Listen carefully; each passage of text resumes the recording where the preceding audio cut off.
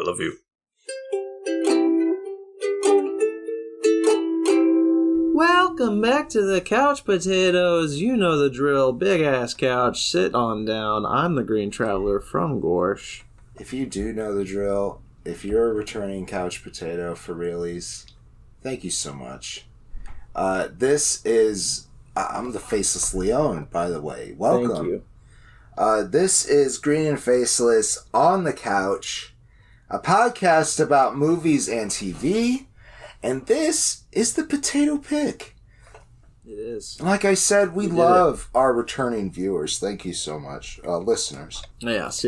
Quite. But, you know, if you think you have the ability to, go down to patreon.com/Green and Faceless and you know, pledge us a little bit of money there for this show that you keep coming back to for some reason, which we appreciate. Oh, praise be. Then we would appreciate you even more, and you would be able to make a suggestion for this episode, our patron-inspired episode that we do once a month, called the Potato Pick. Thank you. I think I did it. You are so correct. You did it. Okay. Yeah. It's amazing. I'm over the moon. That was well done. Well done. All right. I'm gonna lose you to ad deals. You're gonna get stolen from me. People are gonna pay for your dulcet tone to buy our tissue products. Hypnotize them into buying our products, please. Please. You take the paper and you rub it against your ass. It's so soft. So soft. I am the Faceless Leone. Where'd my face go?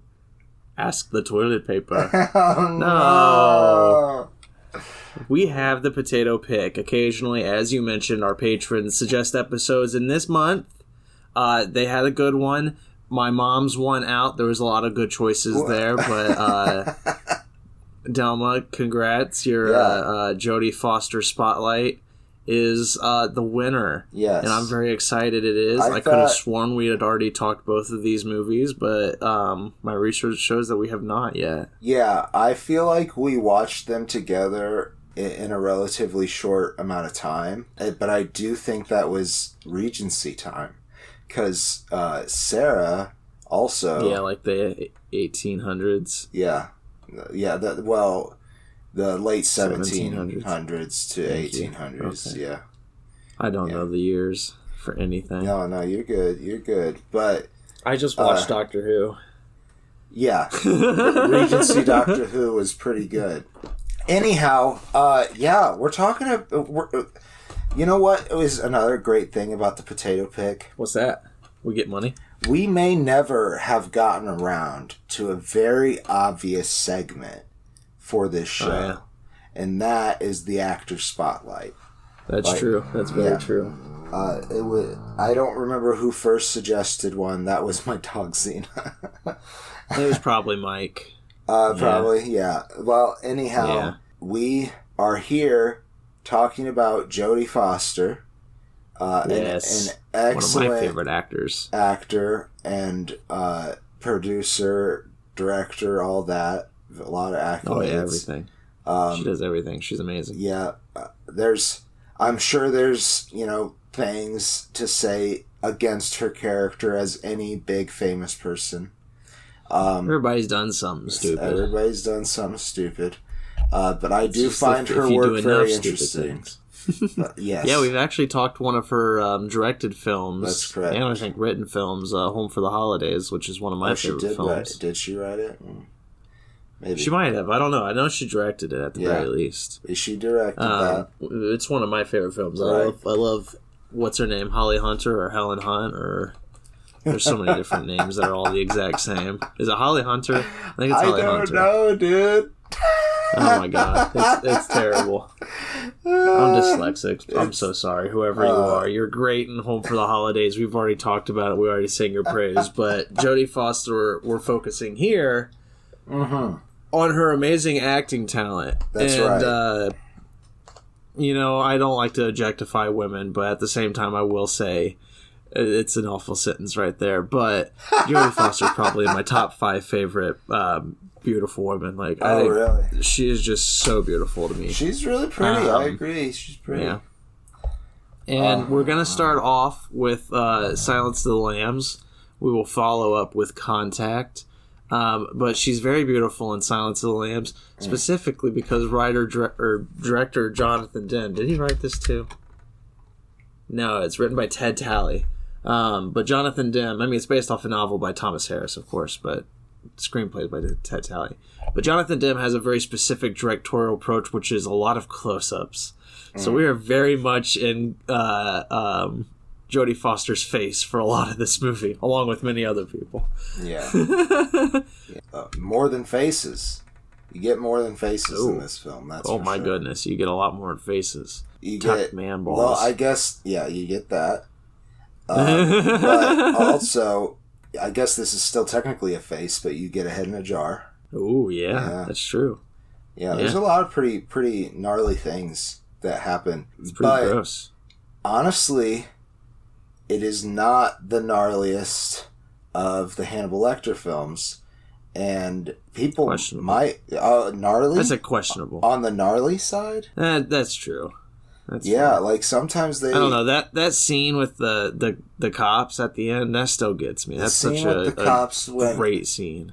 Oh, when they come in and they see one of the officers splayed out. Right. With like his back ripped open to make wings. And, yeah, that's pretty gruesome. And his guts but out. There's like, other interpretations of this where they would show that happening. That's true. That's very fair. Yeah. But anyhow, we all know that Anthony Hopkins is wonderful as this character, but and that Mads Mikkelsen maybe beat it. But I'm just going to put it. It's arguable. It's very arguable. I might be controversial in saying that, but I personally think Anthony Hopkins is better as Hannibal Lecter. I think Mads Mikkelsen did an amazing fucking job. Mads, though, like Mads somehow made Hannibal Lecter make me feel the horny. Okay. Yeah, that's the problem. That's the thing, though, is like Mads' Hannibal is sexy, right? Whereas Anthony Hopkins is intimidatingly scary. Right. But he also has the charisma that Hannibal needs. Exactly. Yes, and I agree. I'm afraid of sexiness, Anthony Hopkins Hannibal, but I want to fuck Mads Hannibal. Yeah, but I'm also afraid of him for that reason, though. I'm okay dying while having sex. Yeah, I am actually too. That's a fine way to go. Obviously, it sucks. It really does suck for your partner. Because that would just be an awful experience and very traumatic. But if the partner is the one killing you, then it's like a praying mantis situation. Everybody's happy about it. Yeah. You know? Sure. Yeah. Sure. I've never asked the praying mantis. I mean, well, it's fair, but like, you know, I feel like most men or most individuals being killed during sex would be like, that's fine. Yeah. Like, I'm going out at my peak, I guess. That's so awful. Oh my God. Sometimes you just ramble and you let the brain go. Okay, but I do want to be clear. While we haven't talked about Silence of the Lambs, we have talked about Hannibal Lecter when we talked about Hannibal. We are not here to talk about Hannibal or Buffalo Bill. We're here to talk try to focus on Jodie. To talk about Jodie. That's right. I'm sure those things will come up, but honestly, the Silence of the Lambs deserves its own fucking episode. Honestly. Oh yeah. That's the beauty of the Spotlight, is we can always circle around back to it. Yeah, there's a lot to talk about Contact, too, so... Yeah, I could have sworn when we did Close Encounters the third time that we talked Contact with that.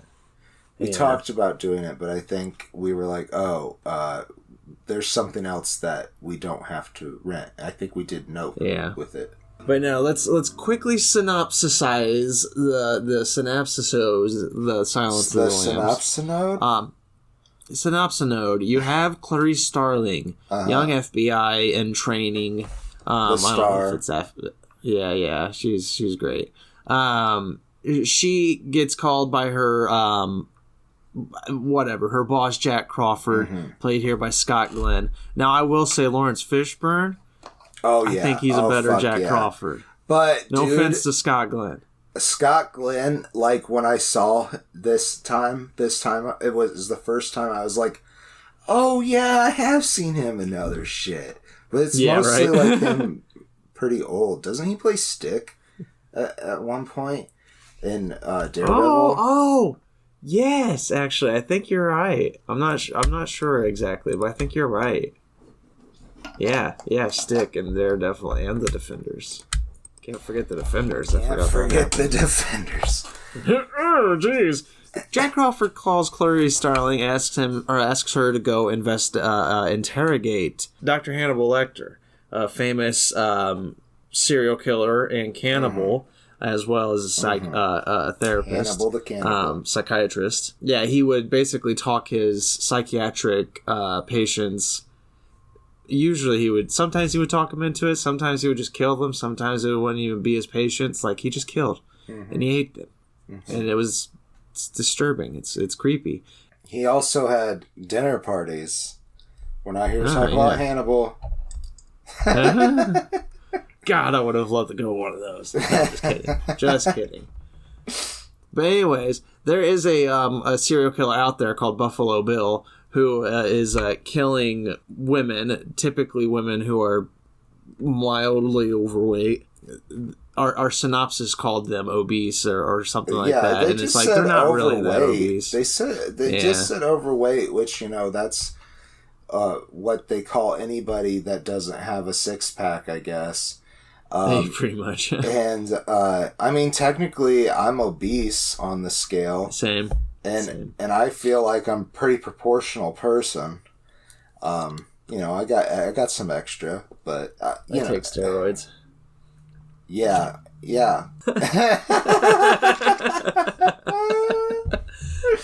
But yeah, Clarice is going to investigate Hannibal, kind of just like as a ploy from Jack Crawford, basically to try to hopefully get information that would help them figure out who Buffalo Bill is. She's not quite sure why she's been sent. For her, it's like a character study kind of thing. But Jack Crawford's kind of hoping that she can get close and then from there build off this relationship and capture this other serial killer. Right. I mean, it's an idea for many years. Suicide Squad, you use criminals to capture criminals. It just makes sense. Yeah. You can get in the head of people, of the criminally wanted. And pretty much the story is Clarice and Hannibal bouncing back and forth in these interrogations. Yes, basically. That is like the I would say what the fans of the movie really appreciate about the movie is the interaction between Hannibal and Clarice.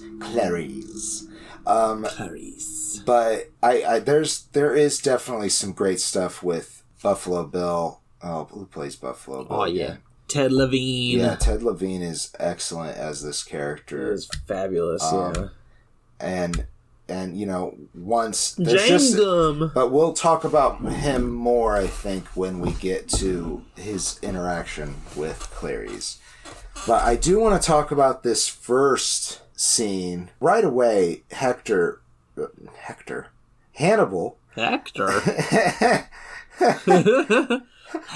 the cannibal. Hannibal Hector wants to know.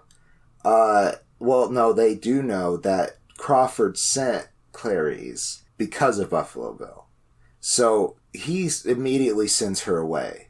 And when this happens, it's really gross, and it really stuck with me this time because for some reason I forgot about it. But this other person who has a cell next to Hannibal Lecter, while the interview was going on, jerked off, and then as Clarice went by, they threw their semen on her. And it was so gross. And it's very gross. Yeah, it's very gross. And I just wanted to honestly commend Jodie for their performance through it. Honestly, I mean, like, it was... I saw it. What? For a second, I thought you were going to say that I thought you were going to say, I want to commend Hannibal for talking him into killing himself. I didn't mind that part either. Because I mean, yeah, it kind of makes him a hero, you know? Yeah. No. But yeah, sexual harassment's gross. Yes, this is particularly disgusting. It's a biohazard, and and she just, Clarice is young, so this is like probably one of the first times in a professional setting that something like this has happened. Unfortunately, women have to deal with this shit their whole lives, but hopefully not semen in the face when that you're not, consenting to that.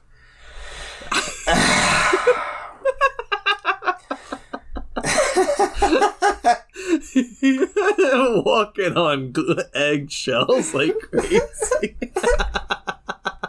Oh my gosh. No, it's a really gross scene, but Jodie's her emotional performance throughout this entire movie is phenomenal. Yeah. Like, Clarice has a very strong integrity. Right. She's very focused on the case. She's very focused on not only just her own upward momentum, but also helping others. She genuinely has this care, which is seen when she investigates, the family of the some of the dead. It's even seen in the scene where she's not really performing an autopsy, but like she's performing an what would you call that? Like it's not an autopsy, but it's just like they find a dead body and they're reviewing. She's doing some initial forensics, or forensics, or is it post after the coroner has seen the body? I don't remember. Right, I'm pretty sure it's after, because the doctor is there, but like that whole scene, it's so you're dealing with somebody who is in the water. It's a bloated body. Yeah, it's very gross, very visceral. Right. Yeah. There's good focus on like smell specifically, because the smell's got to be awful. I have no idea, but I imagine it's got to be awful. And the guy just like rips the body bag off too, if I remember. Yeah. And like that's just gonna make it waft up even harder. Like, what the fuck? He likes to flourish, man. He's got nothing else in life. Let him have his one thing. That's fair. You know what? But no, like her emotional performance in that scene is so wonderful, and it even comes after there's something that Clarice has to deal with a lot, which is kind of like male chauvinism in the workplace. Mm-hmm. A lot of men treat her either as like, it's a secretary, or don't talk that way in front of the women, kind of a thing. Right. And the fact that she is heading the case, the fact that she is heading this post-mortem, it's like all the guys that, like, they have to respect her, and she talks to them in like command. She just takes command of the situation. That was a fun arc to that part of the story. Was like, her the first scene is her just surrounded by them at the funeral home, and just everyone is silent because they don't know what to do because there's a woman in the room. Yeah, exactly.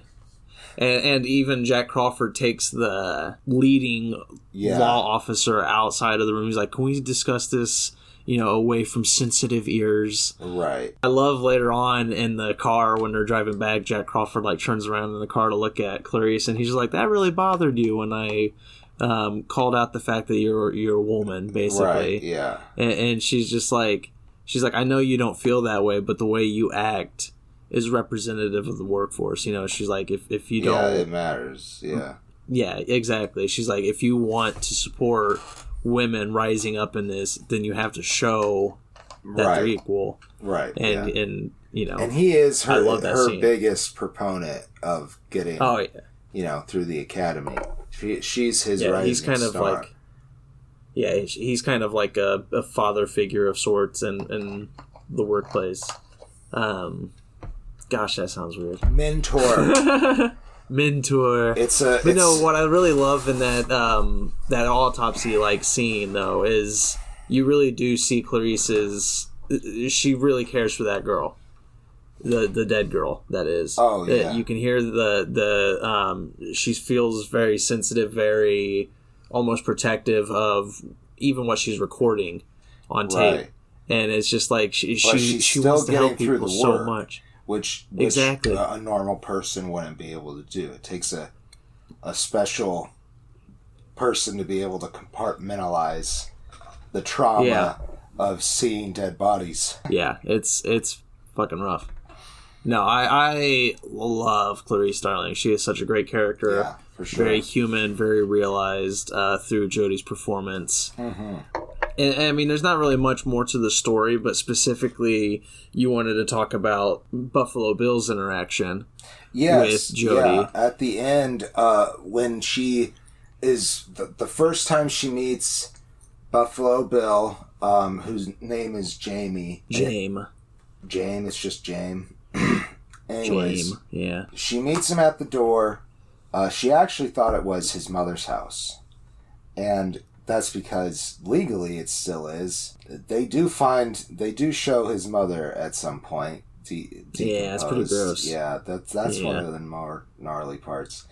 She, though, meets him at the door, and she only has to ask him one or two questions for her to be like, yeah, I think this is the guy.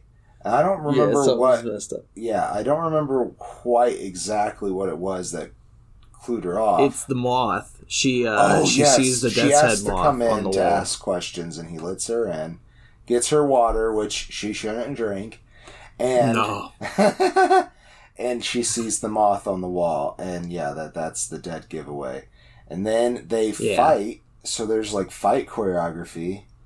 And, first she actually goes to the basement. After when he's out of the room, she goes to the basement. That's where she meets the mama. Oh, yeah, that's where she meets the mama. But also, Catherine? Is that what it is? Catherine Martin, Brooke Smith. She, is like, I'm going to help you. And Brooke just, like, starts yelling at the top of her lungs, like, you gotta help me and shit like that. And Jodie has to... Man. Yeah. I mean, I'm not blaming Catherine by any means. No. But I understand. Clarice has to be, quiet and take care of this armed person who's, a very unpredictable serial killer. And then the lights go out. And that's the worst. Oh, yeah. Not only do the lights go out, she's in the fucking, I think, if I'm remembering correctly, she's in the room with Mama. Yeah. In the tub. I think so. Yeah. Like, decomposing in the tub. Like, that is the worst possible last sight to see before the fucking lights go out. 100%. Like, that scene still haunts me, because it's like, I'm pretty sure I have dreams, like, being stuck in, like, a hoarder's house like that. Like, I mean, not to say that James Gumb is a hoarder, but like that's the vibe you get from it, is that it's very he's not going to get rid of that, I guess. No, he's hoarding that definitely. But no, that's a great, terrifying scene. And entire in the dark. Her acting in the night vision, because Bill uses night vision to try to find her. It's great. And then there's the final shot that I want to talk about, because it's just the look in Jodie's face, like when Clarice is acting on instinct. It's great. Yeah, pure reaction. We can probably deduce that maybe the lights didn't have to be off for that effect to happen. They did. They did? I think they did. Okay. Yeah, I think they did. I want to believe they did. But that whole scene is fabulous. Yeah, it's pretty fucking great. I don't care. I don't care. I think they had to. But yeah, Jodie's reaction is great. I think maybe we should wrap this up, give it a rating, and rate Jodie's performance, I guess. I don't remember what we do besides saying which movie she acted better in. Yeah, I think we'll just rate the movie like normal, and then we'll talk, her performance at the end. Okay. But the film, it's the only horror film to date to win the Best Picture. Like, really? It's a 5-star film. Yeah. Wow. Yeah, that's crazy. And it also won Best Picture, Best Director, Best Actor, Actress, and Adapted Screenplay. Damn. That's amazing. All well earned. Yeah, 5-star movie. So. Yeah, everybody's a fucking star. Down to Frederick Chilton. And yeah. May he rest in peace. He rest in pieces. So, 5 stars, I mean, that's deserved. That is definitely deserved. It is a face-and-a-half movie. It's classic.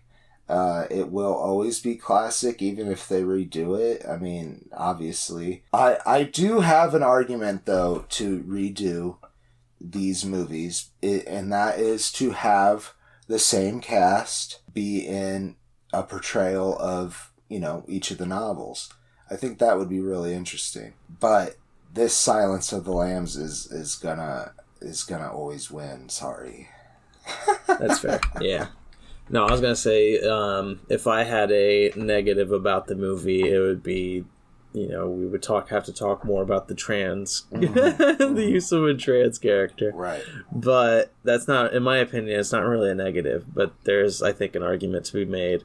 Right. Right. There's thoughts on the internet about that for sure. Yeah, exactly. I'm not as easily. I hate to say offended, but that's how I feel about it. Is I'm not as easily prickled by issues, but I understand that many individuals of the community would be. And so, if we ever talk the movie in large, just know anybody listening in that's curious about that. If you go down to patreon.com/screenfaceless, you can recommend Silence of the Lambs again. Right. Yeah, maybe as a deep dive or as a genre smackdown or something. Maybe with Red Dragon or as a sequel smash, yeah. Yeah, or maybe if is there a third one with Anthony Hopkins? I feel like there is. Well, I mean, there's Hannibal Rising. And then I think also Hannibal. I think there is a Hannibal movie with Anthony Hopkins. So 4 of them. Well, he's not in Hannibal Rising, I don't think. Oh, okay. Hannibal Rising is like the prequel that gotcha. Kind of sucked. Gotcha. Well, don't recommend. But yeah, that if you want us to go into more detail on that kind of stuff, how it affects the LGBT community with its portrayal of a villain who thinks they're transsexual. Right. Suggest it. Otherwise, maybe someday we'll end up doing it ourselves. But who knows? Who knows? Let's take a soda pop break. Yes, please. I love you. You getting yourself a bottle of water? Are you sure? I found my water bottle. You coming in here, Xena? Are you gonna hang out with me? You gonna sit on Xena's spot? Come, Xena, sit down, have yourself a water bottle. Or you wanna go out with Mommy? Yeah, you can hang out with Mommy. I'm gonna shut this door. She's more of a mommy's girl. No, she's my shadow. Are you coming in or are you gonna hang out with Mommy? I'm gonna shut the door, baby. Good job. The decisions are tough. Yeah. Which way did she go? She went to hang out with Mama. Nice. Good penis shot. She's been in... Oh, thank you. Sorry about that.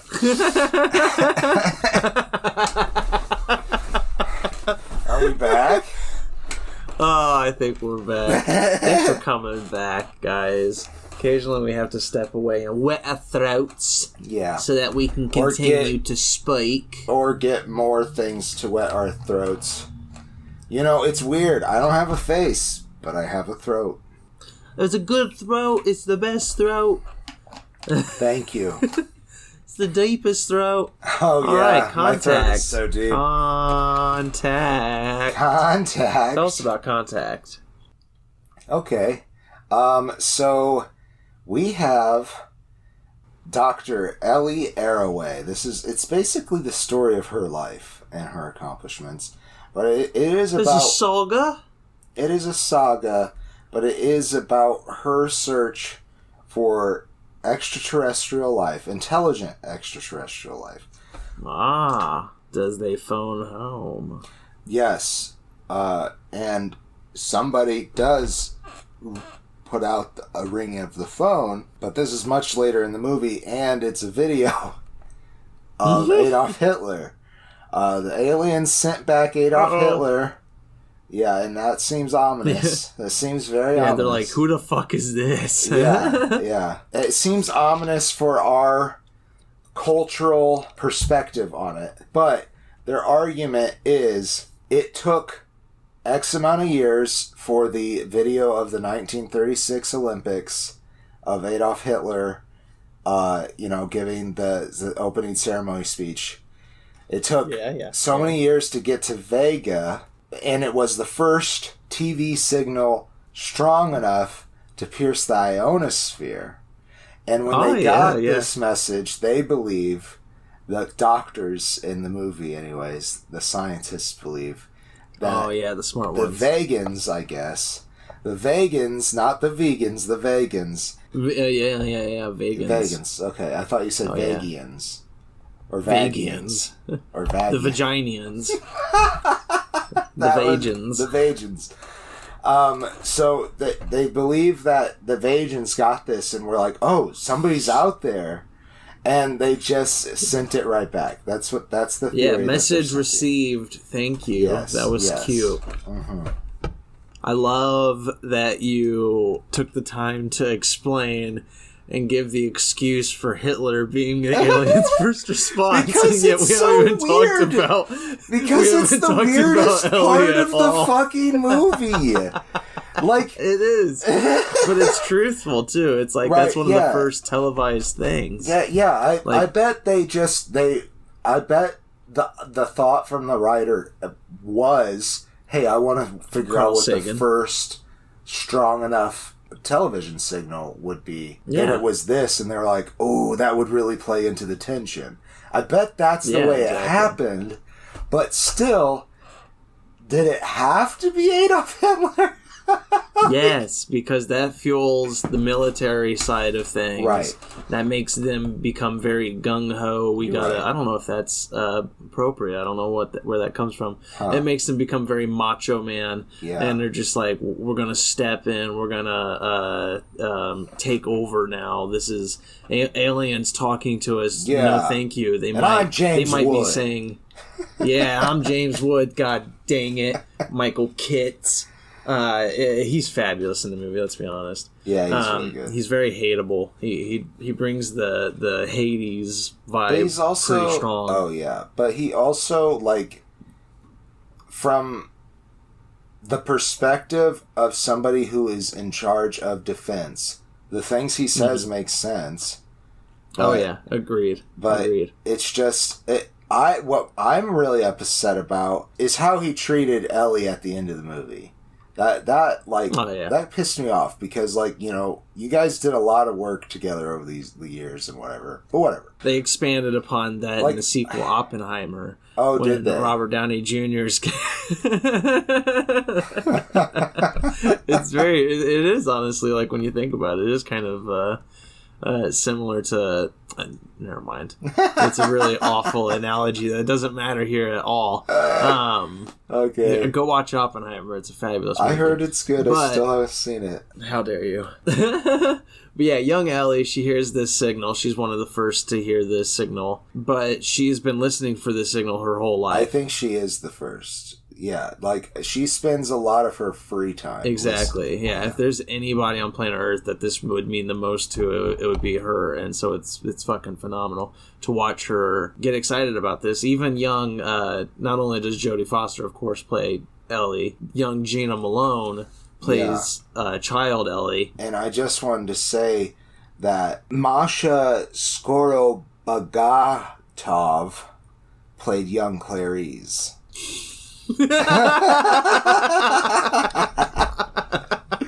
Now, thank you. So, my question is to you: who played the better younger Jodie Foster? Malone, 100% Gina Malone. I don't even remember young Clarice at all. a scene with her dad. Yeah, it's both the characters lambs. have. I remember the lambs. All I remember is the lambs. I don't remember what this kid looks like at all. I'm sorry. Yeah, surprisingly, I now that you think about it, both Jodie Foster roles here do have lost father issues. That's true. They're very similar characters, actually. They're both technically in the sciences. Clarice is definitely more a take action kind of person, but she's more lawful. Yeah, she's definitely more lawful. Because would you say she's lawful good? Yeah, maybe. She's lawful good, but she's like an investigator background, I guess. And then Ellie would be pretty neutral good, right? I would say, kind of. but like, yeah, if something gets in her way of her mission, she's gonna kill him. Do something about it. She's gonna fight about it. She's not gonna kill him. She doesn't kill anybody. The only person that I actually... Well, no, that's not true. I was going to say the only person I remember dying was John Hurt. But he doesn't even die on camera. Oh. There's several people who die on camera. And that's the main... One of them's the main antagonist who... Oh, he just pisses me off so much. Joseph the terrorist? No, the scientist that keeps on shutting the doctor down, Dr. Arroway down. But then... When she finally finds David the Drummond. aliens, yes. When she finally finds the aliens, he takes over. He's such a big fucking dick. Tom Skerritt, I hated you in this movie. Yep. I hated you. I just discovered, and this is a shock given how much I love this movie, Joseph the Terrorist, who also kind of... I really love Joseph the Terrorist. Ellie sees him many different times throughout the movie. First as just a wild religious wackadoo in the middle of like a big gathering of people, and then Joseph the Terrorist appears later, like as an antagonist. Always like there's always certain things, and then finally he's at the. She has a dream about him too. Oh yeah, she has a dream about him. That's true. And then finally he becomes like a big terrorist, with a bomb and shit. And I'm just now discovering, do you know who that is, Joseph the Terrorist? I see it right here. I gotta say, it looked like a Busey. I know, now that you see it, you're like, of course it's a Busey. It's Jake Busey. but it's just like, I did not. But I didn't God. I gotta be honest, I didn't know that there was another Busey. I thought it was Gary. I know. I didn't know it either. Exactly. So seeing that it's his son, I'm just like, oh my God. Yeah, I really thought it was shocking. Absolutely shocking. But no, Ellie, the difference between Ellie and Clarice specifically is Ellie is very much more scientific. She's very studious. Clarice is more like, I'm going to go out there, I'm going to investigate this shit. Whereas Ellie is like, I'm just going to spend my free time out in the desert, meditating. Yeah, she does do some weird shit, trying to channel the aliens. She videotaped laundry machines. Oh, yeah. Yeah. And when her friend complains about it, she said, I'm trying to find patterns of the chaos. I fucking love Ellie, man. Yeah, Ellie's great. She's adamant atheist. She's so studious. Like she was a childhood crush. I watched this. I can't remember when I first watched this movie, but whenever it was, I was just like, I love you. I'm just like, you're my favorite character. Like I don't know. I just love everything about Ellie, and the fact that a lot of this movie is science versus faith. There is a lot of that argument. Yeah. They do go out of their way to actually show you that Ellie is a person of faith. Like, she doesn't believe in God the way that a lot of people do, or Matthew McConaughey, but she does believe adamantly that there is Not just Matthew Just McConaughey. Matthew McConaughey in there. We haven't mentioned him once, and you just toss him in there. And I'm not trying to like attack Matthew McConaughey's faith, whatever it is. I'm sorry. His character, Palmer Joss, I guess. Palmer Joss. He's this spiritual leader type person that somehow gets to be like a cabinet member. I don't fucking know. He's there all the time. He's like the president's spiritual advisor or whatever you want to call him. Right. And he is a bit of a radical thinker when it comes to religion. God gave us science. God gave us science. Why don't we use science? Yeah. But he argues for that reason, and for the reason that at the time 95% of the world believed in gods in one way or another, that the person to go and have the contact with this alien race should be somebody who believes in God.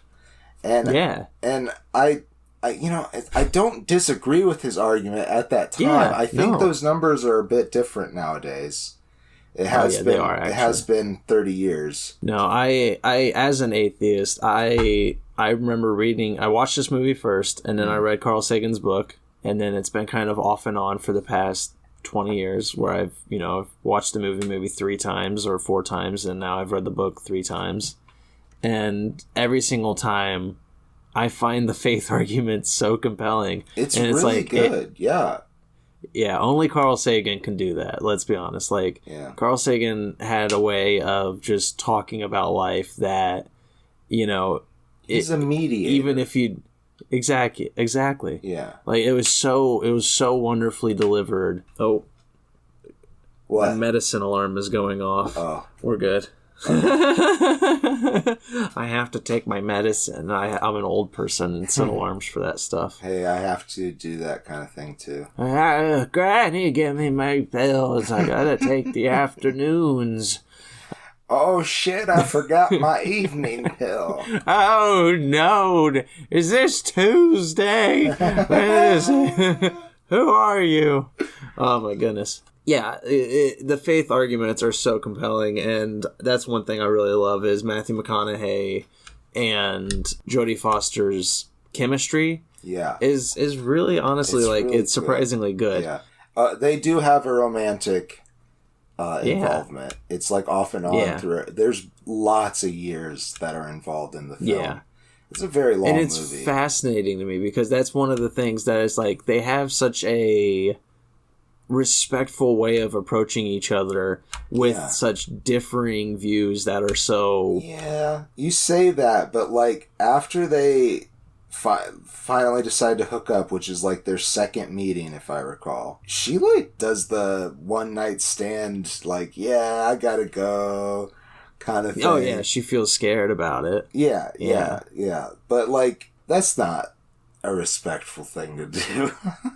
It's not, but when they meet again the next time, they have a pretty respectful discussion about their beliefs. That's true, and that's what I mean is how they talk to each other, specifically about their differing opinions on something that is so important to many people. We need more of that. We need so much more of that. Sure. We need to have people. I know even myself, of course. I say a lot of things as an atheist that is very rude to individuals of faith, and I'm trying to do better. But that's the thing it's we need to discuss. We need to, not debate. Try to understand each other. We can understand each other without swaying or somebody or making them feel smaller than you because they think differently than you. Yeah, exactly. You don't have to prove, especially in matters of faith, you don't have to prove that you're right. Yeah. It's just getting your point. That's why it's faith, right? Yeah. Yeah, exactly. And that's what I love about this movie is there's so much about it. And then when you get to the ending and Jodie Foster gets to have her own 2001 A Space Odyssey, crazy sci-fi LSD trip. Right. It's a little...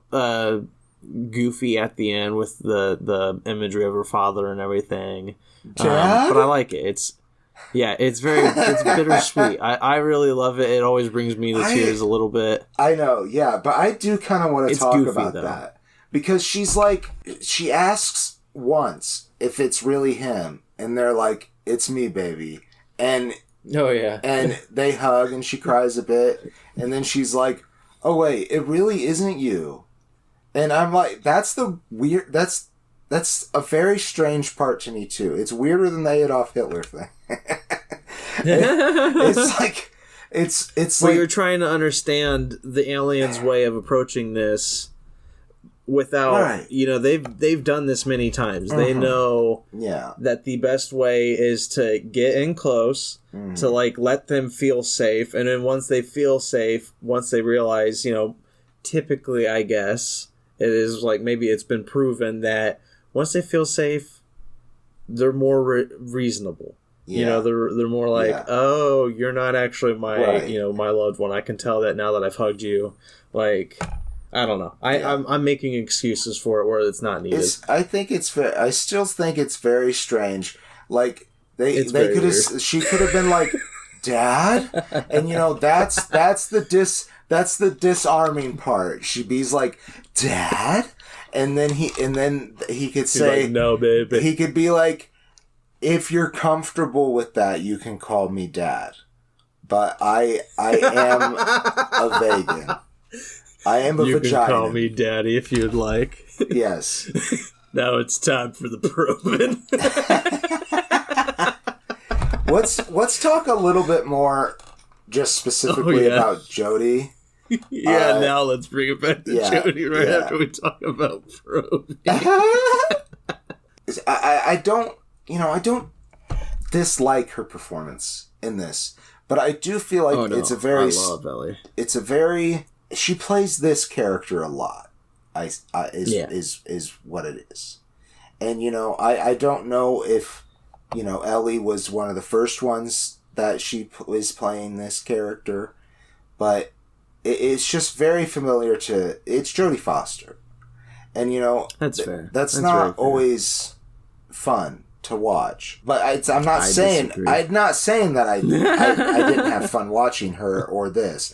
I'm just saying, like, some people don't like actors for that reason, when they're always playing the same character. Really, it's me and Tommy Lee Jones. Yeah, but when it works, it works. Yes, this is true. This is true. And this, I like Dr. Eleanor Arroway. I do, and I like how Jodie portrayed her. But this is kind of getting, I guess, into my closing argument of which performance is better. That's fair. Clarice is, it's unlike anything else I feel like she's done. I haven't seen her True Detectives.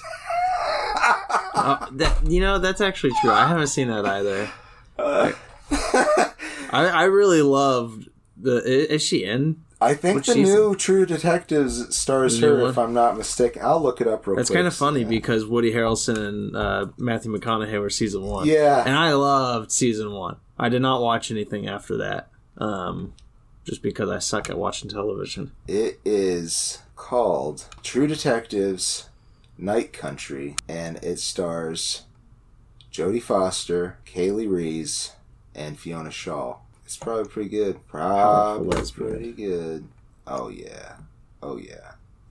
Happy Pride Month. Not Happy Pride Month. Not that this was intentional for that, but no. But Jodie Foster is proud lesbian. She should be. Represent Queen. Yeah. No, I can agree with your arguments. I know. Did you rate? I still really like this movie. I think I'd give it a face and a half. I like, long stories as long as they're entertaining. There's definitely long movies that don't need to be long movies. But everything that's in this, I felt, is deserved. Like, there's might not be things necessary. That could be cut. Yeah. Like, okay, no offense to, I love John Hurt. S.R. Haddon is an interesting character. Completely unneeded. You don't... I don't know if it's like Carl Sagan's love of Batman is coming through, But, like, we don't need to glorify billionaires. We just don't. No, you don't need to glorify billionaires, and it's also solving a problem that doesn't need to be there, which is you have the religious terrorist, Joseph the terrorist. He blows up the first machine, and when the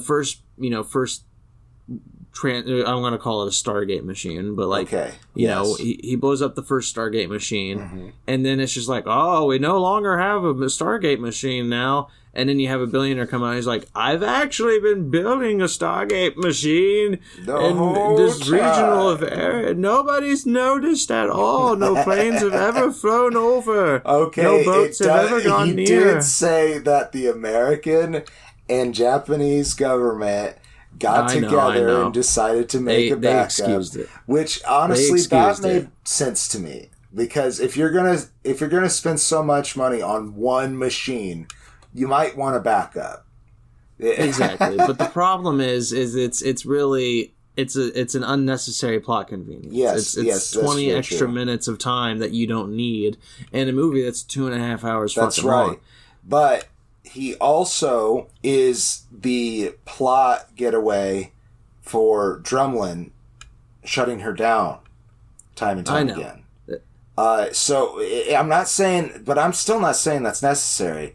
That antagonism from Drumlin, if you take that part out of the movie, it's a SETI person discovering this contact, and then you bring in this Drumlin character who is from her past and has given her a hard time ever since she graduated. Even in school, he gave her a hard time. You know, whatever. And I'm just saying, like, that a whole hour of this movie could definitely be cut out. But easily, I enjoy the rivalry / handicapping that Drumlin does in the movie, and I do like John. I think Drumlin's important. Yeah, I think Drumlin's important. I think Haddon's character doesn't really need to be there as much as he is, and the entire third act, in my opinion, is just almost unnecessary. I mean, not the sci-fi awesomeness, like that part's great. But just the Haddon being like, I've done this, guys, ha ha ha. It's just, it's so unnecessary. Like, it's giving a scapegoat to a situation that doesn't really need a scapegoat. People are going to believe one way or another whether she went through the wormholes or not. Right. They don't need to be like, I think this billionaire played a prank on us all, ha ha ha. Yeah. And that's what caused the conspiracy. I know, that part pissed me off, yeah. Yeah. And that was James Wood that pissed me off. Yeah, James Woods, goddamn you. But no, I love this movie. I've been on record on this podcast many times saying that it has my favorite shot in all of cinema. And that is the mirror scene. Yes. The mirror scene. I thought we were going to bring that up when I brought up Young Clarice. But I'm glad we got back around to it. Yeah, I couldn't get through without talking about it. It's so phenomenal. It's Jenna Malone as young Ellie. She discovers her father after he had a heart attack. Her father, by the way, famous. Yes. Man, David Morse. What is his name? David Morse. Thank you. If you see the face of David Morse, you're like, oh yeah, I've seen him everywhere. Exactly. But like. It's not a name to face for me, sadly. Sorry, David. But he has a heart attack. She discovers him, and she runs up to get the medicine. And it's just this one long shot, very slow. Like, she's, like, running as if she's in a dream. You know, it's like she's almost, like, running in place. And she's running down a hallway towards the medicine cabinet. And when she gets to the medicine cabinet, you realize that you've been looking through the medicine cabinet, like through the mirrored reflection the whole time. It's great. And it's my brain every single time I see that shot. So it kind of feels it's like a dream Twin sequence. Peaks. Yeah. It's a complete dream sequence. It's so phenomenal because that's how she embossed this whole memory. You know, it's like it's so well done. But sadly, that's not a Jodie Foster specific scene, but I have to talk about it because it's phenomenal. Scene. Yes. Like I'm giving the movie itself 4 stars. I really love this movie. I love the faith versus science, the very respectful approach to it. Yeah. And again, I'm an atheist, so take that as you will. If you watch this movie, you know that's very lenient. It's not an atheist film in any way. It's very much like faith has a purpose. Faith is important. Faith could also be bad. Like, so can non-belief. Yes. So can atheism. Atheism has all of its pros and cons. Very wonderful. But for Jodie Foster specifically, as I mentioned, I love Ellie Arroway. I am a huge crush on Ellie Arroway. She's everything I want in a woman. Studious, debating, like she can keep a conversation going. She is feisty, very intelligent, beautiful. Yeah. Beautiful. She's so beautiful. No. But I will say I agree with you. My poor dog is whining. It's time for her snacks. I agree with you, though, that Clarice, I think, is the better character. Yes. That Jodie Foster put forward. She's just, even though I love Ellie more, I think that Jodie's acting in Silence of the Lambs is just phenomenal. It's incredible. I don't think she'd be who she is if it wasn't for that movie. And at that time, she had a very long career at that point because she was a child star. But yeah. Pretty good movie, pretty good performance. I agree. Thank you very much for the suggestion, Delma. We love your suggestions. Keep them coming. And we'll do another potato pick next month. And if you're interested in participating, please go on down to limited time. Yeah, we turn this around pretty quickly. Not the episodes, but the voting. By the time this episode comes out, you might only have a day left to make a suggestion. Yeah, if you want to join us at patreon.com/greenfaceless. Yeah.